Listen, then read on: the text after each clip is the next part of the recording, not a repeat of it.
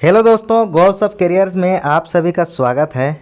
दोस्तों, आज का जो हम लोग का क्लास रहेगा मॉडल प्रैक्टिस सेट से आज क्लास करेंगे, जिसमें हम लोग सामान्य अध्ययन के बारे में देखेंगे। दोस्तों सेट वन को चूँकि को जो है दोस्तों कि एग्ज़ाम्स का जो डेट है दोस्तों वो अनाउंस हो चुका है, जिसमें 21 सितंबर और 22 सितंबर को दिया गया है। और कल का जो नोटिफिकेशन आया है दोस्तों जेएसएससी के तरफ से जो सूचना दिया गया है, जिसमें 17 तारीख से जेएसएससी सीजीएल का एडमिट कार्ड डाउनलोड होने वाला है। ठीक है, तो उसको मद्देनज़र रखते हुए दोस्तों हम लोग क्या करेंगे, जो डेट निर्धारित है उसमें एग्ज़ाम हो के ही रहेगा।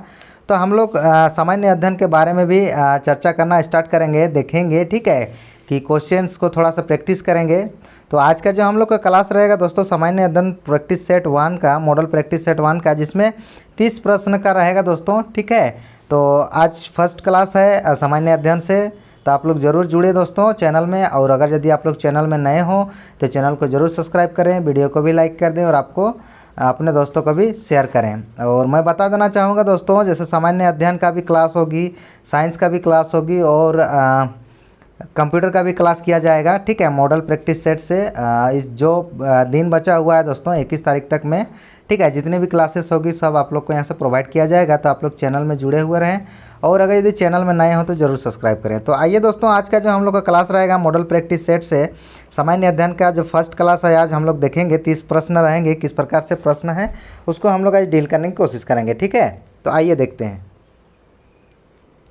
तो आज का जो सामान्य अध्ययन का जो फर्स्ट जो सेट है दोस्तों, फर्स्ट जो एमसीक्यू हम लोग क्लास बना रहे हैं, उसका जो फर्स्ट क्वेश्चन इस प्रकार से है। क्वेश्चन है कि औपनिवेशिक भारत में एक संघीय अदालत की स्थापना के अधिनियम के अंतर्गत की गई थी। मतलब कितना ईस्वी के अधिनियम के तहत किया गया था, ये क्वेश्चन पूछा गया है। क्वेश्चन क्या है दोस्तों कि औपनिवेशिक भारत में एक संघीय अदालत की स्थापना, ठीक है, के अधिनियम के अंतर्गत की गई थी। तो इसका राइट आंसर क्या होगा दोस्तों? ऑप्शन दिया गया है। ऑप्शन ए में है 1919, ऑप्शन बी में 1935, ऑप्शन सी में है 1937, ऑप्शन डी में है 1946। तो इसका राइट आंसर क्या होगा?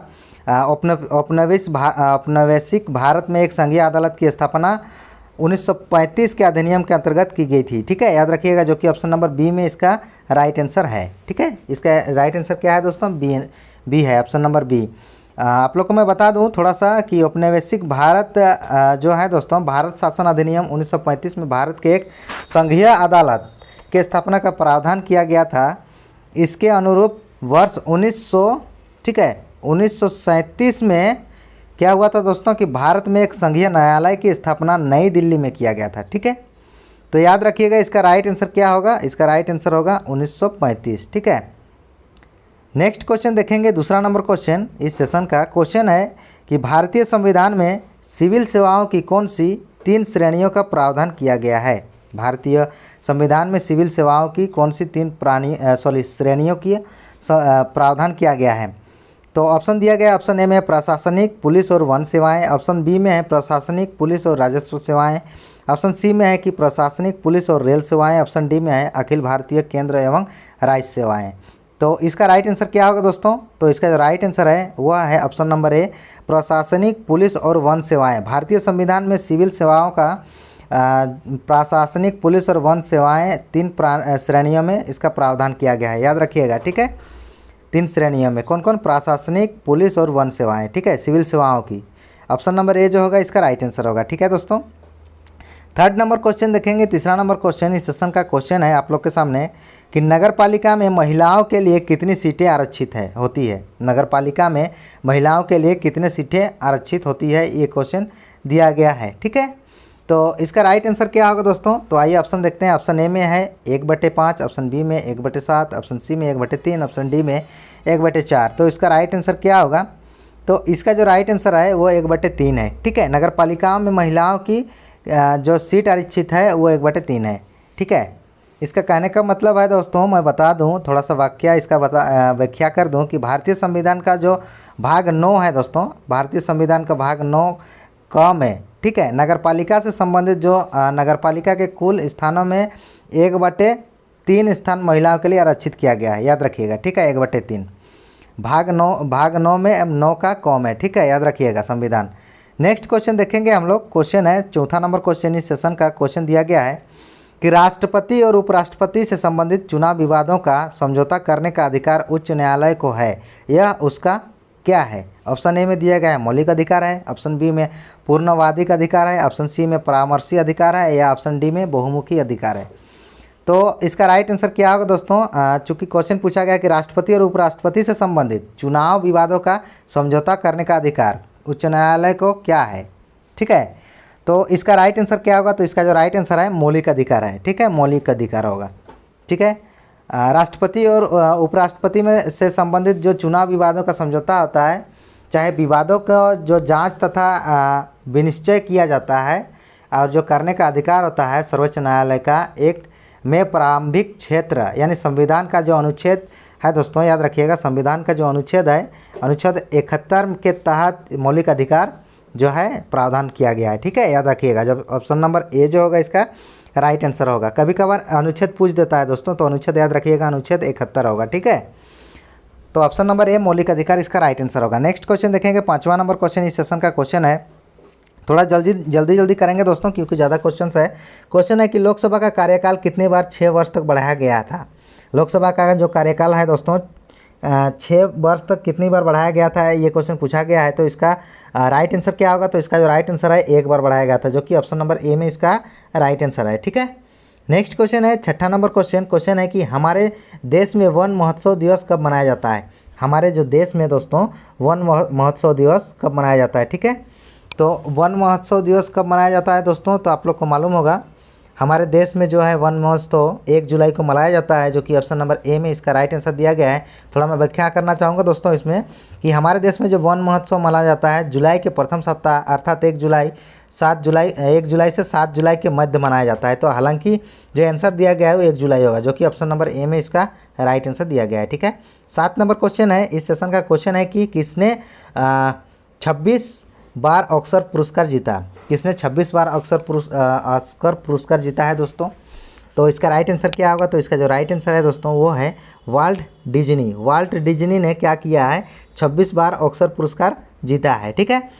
मैं बता दूं दोस्तों ये किसमें जीता है कि कार्टूनिस्ट एवं फिल्म निर्माता, ये क्या है, जो वाल्ट डिज्नी है जो एक कार्टूनिस्ट है एवं फिल्म निर्माता भी है, ठीक है, डायरेक्टर है। वाल्ट डिज्नी ने वर्ष 1932 से 1969, याद रखिएगा दोस्तों, 1932 से 1969 के मध्य 38 वर्ष के दौरान, 38 वर्ष, कभी कभार वर्ष भी पूछ देता है, ठीक है, 38 वर्ष के दौरान कुल 26 ऑस्कर पुरस्कार जीता है, ठीक है। तो याद रखिएगा वाल्ट डिज्नी जो कि है एक फिल्म निर्माता है और ये कार्टूनिस्ट का है, ठीक है। तो ऑप्शन नंबर सी जो होगा इसका राइट आंसर होगा वाल्ट डिज्नी, ठीक है। नेक्स्ट क्वेश्चन देखेंगे 8 नंबर क्वेश्चन इस सेशन का क्वेश्चन है कि पूरे विश्व में बाल कल्याण से संबंध एकमात्र संगठन कौन सा है? पूरे विश्व में बाल कल्याण से संबंध एकमात्र जो संगठन है वो कौन सा है? तो इसका राइट आंसर क्या होगा? तो इसका जो राइट आंसर है यूनिसेफ है, ठीक है, यूनिसेफ। आप लोग देखे हो दोस्तों ऐसा लिखा हुआ है इंग्लिश में यूनिसेफ, ठीक है। यूनिसेफ जो है विश्व में बाल कल्याण संबंधित एकमात्र संगठन है, जो कि ऑप्शन नंबर बी में इसका राइट आंसर दिया गया है। मैं बता दूं कि यूनिसेफ का जो स्थापना हुआ है दोस्तों वो 1946 ईस्वी में किया गया है, ठीक है। 1946 ईस्वी में यूनिसेफ का स्थापना हुआ जो पूरे विश्व में बाल कल्याण से संबंधित एकमात्र संगठन है, याद रखिएगा 1946, ठीक है। अब नेक्स्ट क्वेश्चन देखेंगे 9 नंबर क्वेश्चन इस सेशन का आप लोग के सामने इस प्रकार से है। क्वेश्चन है कि कौन से भारतीय राज्य की अधिकतम सीमा म्यांमार से स्पर्श करती है? कौन सी भारतीय राज्य की अधिकतम सीमा म्यांमार से स्पर्श करती है, ये क्वेश्चन पूछा गया है। तो इसका राइट आंसर क्या होगा दोस्तों? तो आप लोग को मालूम होगा इसका जो राइट आंसर है वो होगा अरुणाचल प्रदेश जो है अधिकतम जो सीमा है वो म्यांमार से सीमा साझा करती है, ठीक है। मैं आप लोग को बता दूं कि अरुणाचल प्रदेश जो है 520 किलोमीटर, याद रखिएगा 520 किलोमीटर सीमा साझा करता है, ठीक है। उसके बाद म्यांमार से जो सीमा साझा करते हैं दोस्तों उसको मैं बता दे रहा हूँ, 520 किलोमीटर जो है अरुणाचल प्रदेश करते हैं, अरुणाचल प्रदेश करता है, ठीक है। नागालैंड कितना करता है? 215 किलोमीटर। नागालैंड कितना करता है दोस्तों? 215 किलोमीटर। इसका 215 किलोमीटर इसका है 520 किलोमीटर। और मणिपुर जो है ये आपका 398 किलोमीटर जो है सीमा साझा करता है, और मिजोरम जो है 510 किलोमीटर सीमा साझा करता है, ठीक है, याद रखिएगा। मणिपुर 398 और अरुणाचल प्रदेश 520 और नागालैंड 515 जो है सीमा साझा करता है। तो अधिकतम सीमा साझा कौन करता है दोस्तों? तो ये अरुणाचल प्रदेश 520, ठीक है, जो कि ऑप्शन नंबर बी में इसका राइट आंसर दिया गया है। नेक्स्ट क्वेश्चन देखेंगे 10 नंबर क्वेश्चन इस सेशन का क्वेश्चन है कि शिवालिका श्रेणी का निर्माण हुआ है। शिवालिका जो श्रेणी है दोस्तों उसका निर्माण कैसे हुआ है, कौन से काल में हुआ है, ये क्वेश्चन दिया गया है। तो ये सेनोजोइक में हुआ है, ठीक है, सेनोजोइक काल में शिवालिका श्रेणी का निर्माण हुआ है, जो कि ऑप्शन नंबर डी में इसका राइट आंसर दिया गया है। मैं बता दूं आप लोग को, जो शिवालिका जो है दोस्तों, शिवालिका श्रेणी वो बाह्य हिमालय का निर्माण है, ठीक है, जो आज से लगभग 5 से 1.7 मिलियन वर्ष पूर्व जो है प्लायोसिन अर्थात सेनोयोजिक युग में हुआ है, ठीक है। याद रखिएगा दोस्तों कितना वर्ष पुराना है ये, तो ये है लगभग 5 से 7 मिलियन वर्ष पुराना है, ठीक है। और ये इसमें जो है दोस्तों बाह्य हिमालय का निर्माण है, ठीक है। तो ऑप्शन नंबर डी जो होगा इसका राइट आंसर है, ठीक है। नेक्स्ट क्वेश्चन देखेंगे 11 नंबर क्वेश्चन आप लोग के सामने। क्वेश्चन है कि मोरीबंद डेल्टा निम्नलिखित में से किस डेल्टा का एक उपविभाग है। मोरीबंद डेल्टा जो है दोस्तों कौन सा डेल्टा का उपविभाग है, ये क्वेश्चन पूछा गया है। तो इसका राइट आंसर होगा बंगाल डेल्टा। बंगाल डेल्टा जो क्या है दोस्तों, मोरीबंद डेल्टा का एक उपविभाग है, ठीक है, जो कि ऑप्शन नंबर सी में इसका राइट आंसर दिया गया है। मैं बता दूं कि 2 हिमालयी नदियां गंगा और ब्रह्मपुत्र, इसमें 2 जो नदी है दोस्तों गंगा और ब्रह्मपुत्र, क्या करता है कि एक गैर हिमालयी नदी जो मेघना है, ठीक है, 2 नदी जो है गंगा और ब्रह्मपुत्र, एक दूसरा हिमालय का जो नदी है मेघना जिसका नाम है, ये लोग क्या करता है साथ मिलकर विश्व में सर्वाधिक वृद्धि डेल्टा का निर्माण करता है, जिसे गंगा ब्रह्मपुत्र डेल्टा या गंगा डेल्टा, सुंदरबन डेल्टा और बंगाल डेल्टा के नाम से जाना जाता है, ठीक है। मोरीबंद डेल्टा को ये नाम बागची 1944 ईस्वी में दिया गया था, याद रखिएगा, ठीक है। नेक्स्ट क्वेश्चन देखेंगे 12 नंबर क्वेश्चन है। क्वेश्चन है कि हेल बॉब किसका नाम है। हेल बॉब किसका नाम है दोस्तों, तो इसका राइट आंसर क्या होगा, तो इसका जो राइट आंसर है वो होगा ऑप्शन नंबर ए, चूँकि पुच्छल तारा का जो नाम है हेल बॉब पुच्छल तारा को कहते हैं, ठीक है। और जो है इसका हेल बॉब पुच्छल तारा जो है इसका 23 जुलाई है ना, याद रखिएगा 23 जुलाई 1995 ईस्वी को क्या हुआ, बृहस्पति की कक्षा से के बाहर चमक रहा था। इसकी खोज कौन किया था, इसका जो खोज किया था खोजकर्ता एलन हेल था, ठीक है, याद रखिएगा एलन हेल और थॉमस बॉब, ठीक है, थॉमस बॉब। इसीलिए हेल बॉब का किसका नाम है दिया गया है, तो पुच्छल तारा का। ये लोग खोज किया था, कब खोज किया था, ये लोग खोज किया था दोस्तों कि 23 जुलाई 1995 ईस्वी को। कब खोज किया था, बृहस्पति की कक्षा से बाहर जब चमक रहा था तारा, ठीक है, तब पुच्छल तारा का खोज किया था। तो इसका राइट आंसर पुच्छल तारा होगा। नेक्स्ट क्वेश्चन देखेंगे 13 नंबर क्वेश्चन इस सेशन का क्वेश्चन है कि हेलसिंकी राजधानी है, हेलसिंकी की राजधानी कहाँ पर है। तो आप लोग को मालूम होगा हेलसिंकी की राजधानी जो है फिनलैंड है, ठीक है, हेलसिंकी की राजधानी फिनलैंड है, जो कि ऑप्शन नंबर बी में इसका राइट आंसर है, ठीक है, दिया गया है, याद रखिएगा। हेलसिंकी की राजधानी कौन है, फिनलैंड है, ठीक है। नेक्स्ट क्वेश्चन देखेंगे 14 नंबर क्वेश्चन इस सेशन का क्वेश्चन है कि पुराणों के अनुसार चंद्रवंशीय शासकों का मूल स्थान था। पुराणों के अनुसार जो है चंद्रवंशीय शासकों का मूल निवास स्थान कहाँ था, मूल स्थान क्या था, ठीक है। तो इसका राइट आंसर क्या होगा, प्रतिष्ठानुपुर था, ठीक है, जो मुख्य मूल निवास था पुराणों के अनुसार चंद्रवंशीय शासक का, वो प्रतिष्ठानुपुर था, ठीक है।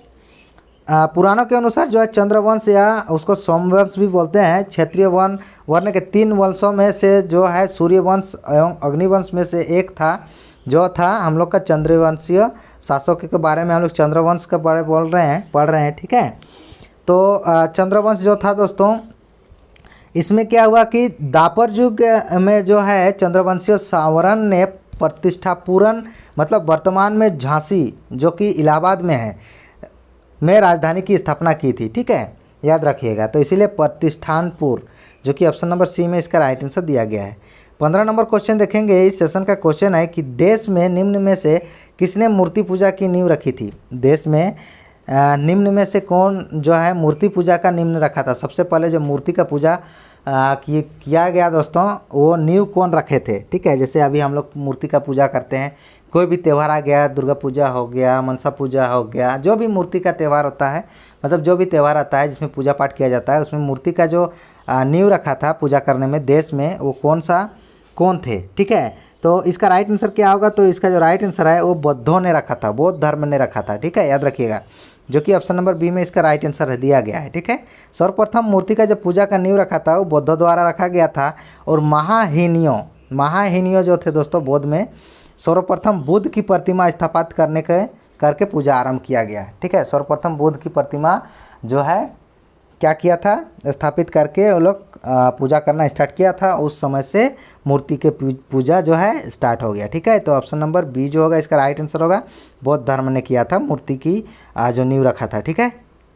16 नंबर क्वेश्चन देखेंगे, इस सेशन का क्वेश्चन है, शेरशाह का उत्तराधिकारी था, शेरशाह का कौन उत्तराधिकारी था दोस्तों, तो आप लोग को मालूम होगा शेरशाह का जो उत्तराधिकारी था वो इस्लाम शाह था, ठीक है, इस्लाम शाह, जो कि ऑप्शन नंबर बी में इसका राइट आंसर दिया गया है। आप लोग को मैं बता दूं कि शेरशाह का जो उत्तराधिकारी था उसका छोटा पुत्र था जिसका नाम था इस्लाम शाह, ये सबसे छोटा पुत्र था, ठीक है, छोटा पुत्र किसका, शेरशाह का, ठीक है, याद रखिएगा, है ना। छोटा पुत्र था इस्लाम शाह, जिसको हम लोग क्या बोलते हैं, जल्लाल खां भी बोला जाता है, ठीक है, जल्लाल खां, याद रखिएगा, आप लोग सुने होंगे, जल्लाल खां इस्लाम शाह को ही बोला जाता है, ठीक है, जो कि शेरशाह का छोटा बेटा था। यह एक योग्य उत्तराधिकारी सिद्ध था, ठीक है, उस समय ये योग्य था उत्तराधिकारी के लिए। तो इसका जो ऑप्शन बी जो होगा इसका राइट आंसर है। इस्लाम खां की जगह आपको अगर यदि रहेगा जल्लाल खां तो वो भी इसका राइट आंसर होगा, ठीक है, याद रखिएगा, ऑप्शन नंबर बी जो होगा इसका राइट आंसर है। अब हम लोग देखेंगे नेक्स्ट क्वेश्चन, 17 नंबर क्वेश्चन इस सेशन का क्वेश्चन है कि किसने यह विचार किया था कि भारत में ब्रिटिश आर्थिक नीति घिनौनी है। किसने यह विचार किया था दोस्तों कि भारत में जो ब्रिटिश आर्थिक और नीति जो चल रही है वो घिनौनी है, ये क्वेश्चन पूछा गया है, दिया गया है। तो इसका राइट आंसर क्या होगा, तो कार्ल मार्क्स ने कहा था, ठीक है। कार्ल मार्क्स कौन थे दोस्तों, ये कार्ल मार्क्स जो थे दोस्तों ये एक लेखक थे और वैज्ञानिक भी थे, जो कि इसको जो जिक्र है ये बहुत सारे सिद्धांत दिए हैं, आप लोग पॉलिटिकल में भी देखिएगा इनका सिद्धांत अच्छा दिया गया है, ठीक है। तो जो कि इसमें भी दिया गया कि ब्रिटिश आर्थिक नीति को ये घिनौना माना था, ठीक है, जो भारत में चलाया जा रहा था ब्रिटिश का जो आर्थिक नीति था वो घिनौना ये माना था। तो इसका जो राइट आंसर होगा कार्ल मार्क्स होगा। कार्ल मार्क्स ने यह विचार व्यक्त किया था कि ब्रिटिश आर्थिक जो है नीति घिनौनी है, तो इसका right answer option number C होगा, ठीक है। 18 नंबर क्वेश्चन देखेंगे, इस सेशन का क्वेश्चन है कि निम्नलिखित में से किसने 1872 में नेटिव मैरिज एक्ट की पारित कराने में महत्वपूर्ण भूमिका निभाई थी, ठीक है। किसने जो है दोस्तों 1872 ईस्वी में नेटिव मैरिज एक्ट को पारित कराने में महत्वपूर्ण भूमिका निभाई थी, ठीक है। तो इसका राइट आंसर क्या होगा, तो इसका जो राइट आंसर है ये है केशव चंद्र, जो कि ऑप्शन नंबर सी जो है इसका राइट आंसर है। 1872 ईस्वी में ये पारित करवाया था, ठीक है। अब जो कि महत्वपूर्ण भूमिका निभाया था, तो ऑप्शन नंबर सी में इसका राइट आंसर दिया गया है केशव चंद्र, याद रखिएगा। नेक्स्ट क्वेश्चन देखेंगे, 19 नंबर क्वेश्चन इस सेशन का क्वेश्चन है कि गांधी जी को वन मैन बाउंड्री फोर्स, ठीक है, कहकर किसने संबोधित किया था। गांधी जी को जो है वन मैन बाउंड्री फोर्स कहकर किसने संबोधित किया था, तो किसने किया था दोस्तों, तो ये माउंटबेटन ने किया था, ठीक है। माउंटबेटन में गांधी जी को क्या किया था कि वन मैन बाउंड्री फोर्स की उपाधि प्रदान किया था, तथा उसने क्या कहा था, जो काम 50,000 हथियारबंद सिपाही नहीं कर सका था वो गांधी जी ने कर दिया था, इसीलिए उसको माउंटबेटन ने क्या कहा था, बाउंड्री फोर्स कहकर पुकारा था, वन मैन बाउंड्री फोर्स, जो कि ऑप्शन नंबर सी में इसका राइट आंसर दिया गया है, याद रखिएगा, ठीक है। नेक्स्ट क्वेश्चन देखेंगे, 20 नंबर क्वेश्चन इस सेशन का क्वेश्चन है, जो कि योजनाओं से संबंधित क्वेश्चन दिया गया है कि भारतीय पंचवर्षीय योजनाओं का प्रमुख उद्देश्य क्या था। भारतीय पंचवर्षीय का योजना का जो प्रमुख उद्देश्य था वो कौन सा था, तो पंचवर्षीय योजना का जो प्रमुख उद्देश्य था स्वावलंबन एवं विदेशी सहायता पर निर्भरता कम करना, ठीक है, जो कि ऑप्शन नंबर बी में इसका राइट आंसर दिया गया है। पंचवर्षीय योजना का प्रमुख उद्देश्य था स्वावलंबन एवं विदेशी सहायता पर निर्भरता कम करना, ठीक है। इसका right answer option number B होगा, ठीक है दोस्तों, याद रखिएगा। क्योंकि भारत पंचवर्षीय योजना के सर्वप्रथम उद्देश्य जो तीव्र आर्थिक विकास का जो था दोस्तों, उसका माध्यम से स्वावलंबन एवं आत्मनिर्भरता प्राप्त करना रहा था, ठीक है, इसीलिए इसका right answer option number B होगा, याद रखिएगा, है ना। नेक्स्ट क्वेश्चन देखेंगे 21 नंबर क्वेश्चन इस सेशन का क्वेश्चन है कि मौद्रिक नीति का निर्माण भारत में कौन करता है। मौद्रिक नीति का जो निर्माण है दोस्तों भारत में कौन करता है, तो ये आरबीआई करता है। ठीक है, RBI reserve bank of India. ठीक है, मौद्रिक नीति का जो निर्माण करता है वो आरबीआई करता है।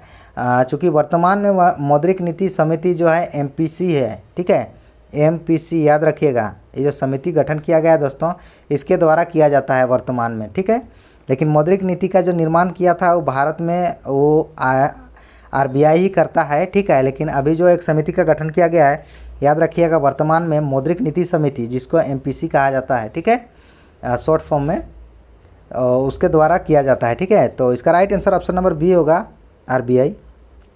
22 नंबर का क्वेश्चन देखेंगे कि क्वेश्चन है जयंत पाटिल समिति संबंधित है। जयंत पाटिल समिति जो संबंधित है दोस्तों वो कौन सी है, तो जयंत पाटिल जो है समिति का संबंधित है वो है आपका ऑप्शन नंबर इसका राइट आंसर सी होगा। चूँकि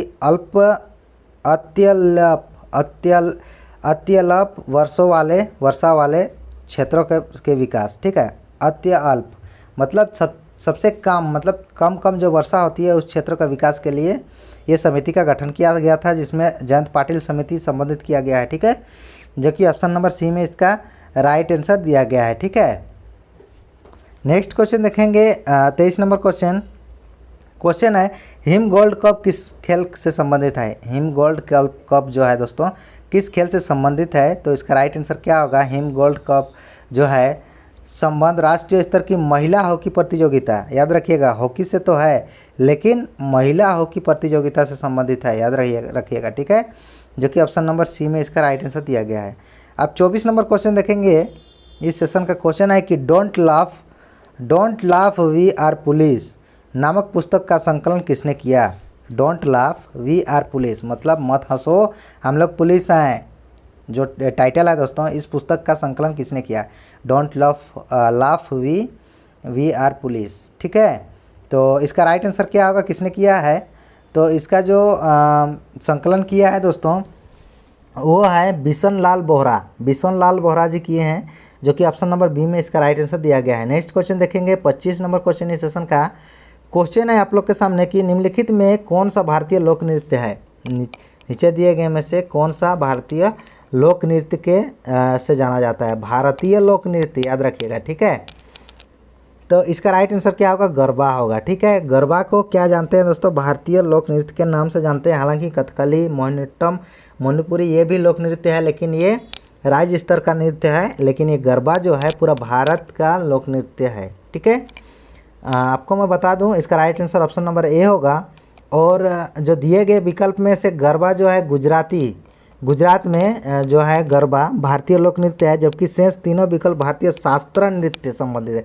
मैं आप लोग बता दे रहा हूँ कि ये जो तीनों है दोस्तों ये क्या है, शास्त्रीय नृत्य से संबंधित है, लेकिन भारतीय लोक नृत्य से संबंधित क्या है, गरबा है। इसीलिए ऑप्शन नंबर ए इसका राइट आंसर होगा। ठीक है, 26 नंबर क्वेश्चन देखेंगे। क्वेश्चन है कि लद्दाख प्रशासन द्वारा, ठीक है, केंद्र शासित प्रदेश लद्दाख को किस वर्ष तक पूरी तरह से जैविक प्रदेश बनाने का लक्ष्य रखा गया है। ठीक है, लद्दाख प्रशासन द्वारा केंद्र शासित प्रदेश लद्दाख को किस वर्ष तक पूरी तरह से जैविक प्रदेश बनाने का लक्ष्य रखा गया है। ठीक है दोस्तों, तो इसका राइट आंसर क्या होगा, कब तक बनाने का लक्ष्य रखा गया है, तो इसका जो है इसका लक्ष्य रखा गया है 2025 तक। ठीक है, जो कि ऑप्शन नंबर ए में इसका राइट आंसर दिया गया है। ठीक है, याद रखिएगा। अब हम लोग देखेंगे नेक्स्ट क्वेश्चन देखेंगे 27 नंबर क्वेश्चन है कि इसरो ने किस अंतरिक्ष एजेंसी के सहयोग से पृथ्वी प्रणाली वेधशाला विकसित करने का निर्णय लिया। ठीक है, इसरो ने क्या किया है दोस्तों, अंतरिक्ष एजेंसी के सहयोग से जो है पृथ्वी प्रणाली वेधशाला का विकसित करने का निर्णय लिया है। तो वो कौन सा अंतरिक्ष एजेंसी का सहयोग लिया है दोस्तों, तो इसका राइट आंसर क्या होगा, तो इसका जो राइट आंसर है नासा का। ठीक है, जो कि ऑप्शन नंबर सी में इसका राइट आंसर दिया गया है। ठीक है, नेक्स्ट क्वेश्चन देखेंगे 28 नंबर क्वेश्चन इस सेशन का क्वेश्चन है कि टाइम मैगजीन द्वारा किसे 2021 के लिए पर्सनल ऑफ द ईयर चुना गया है। टाइम मैगजीन द्वारा किसे 2021 के लिए पर्सनल ऑफ द ईयर चुना गया है दोस्तों, तो इसका राइट आंसर क्या होगा, एलन मस्क को चुना गया है 2021 के लिए। ठीक है, पर्सनल ऑफ द ईयर। ठीक है, टाइम्स मैगजीन के लिए। ठीक है, जो कि ऑप्शन नंबर बी में इसका राइट आंसर दिया गया है, टाइम मैगजीन के द्वारा चुना गया है, ठीक है, एलन मैक्स, जो कि ऑप्शन नंबर बी इसका राइट आंसर होगा। याद रखिएगा, ध्यान दीजिएगा। नेक्स्ट क्वेश्चन है कि विश्व में पहला एलिफेंट रिजर्व किस राज्य में बनाया जा रहा है। विश्व में पहला जो है दोस्तों एलिफेंट रिजर्व किस राज्य में बनाया जा रहा है। ये क्वेश्चन बहुत इंपॉर्टेंट है, ठीक है, आप लोग जरूर ध्यान दीजिएगा। तो इसका राइट आंसर क्या होगा दोस्तों, कौन से राज्य में बनाया जा रहा है, तो ये छत्तीसगढ़ में बनाया जा रहा है, जो कि ऑप्शन नंबर सी में इसका राइट आंसर दिया गया है। और 30 नंबर क्वेश्चन दोस्तों इस सेशन का, और ये लास्ट क्वेश्चन है। क्वेश्चन क्या दिया गया है कि जापान में आयोजित टोक्यो ओलंपिक्स 2020 के समापन समारोह में भारत के जो ध्वजवाहक थे वो कौन थे, ठीक है। तो इसका राइट आंसर क्या होगा दोस्तों, तो इसका जो राइट आंसर है वो है आपका बजरंग पूनिया, जो कि ऑप्शन नंबर बी में इसका राइट आंसर दिया गया है, ठीक है, बजरंग पूनिया थे। तो आज का जो हम लोग का सेशन था दोस्तों सामान्य अध्ययन का जो फर्स्ट क्लास था, आप लोग को कैसा लगा ज़रूर कमेंट करके बताइएगा, ठीक है। और सामान्य अध्ययन का भी आपको रेगुलर क्लास मिलेगी यहाँ से, तो आप लोग चैनल में जुड़े हुए रहें। और चैनल में अगर यदि नए हो दोस्तों तो चैनल को सब्सक्राइब कर दें, वीडियो को लाइक कर दें और अपने दोस्तों को भी शेयर करना ना भूलें, ठीक है।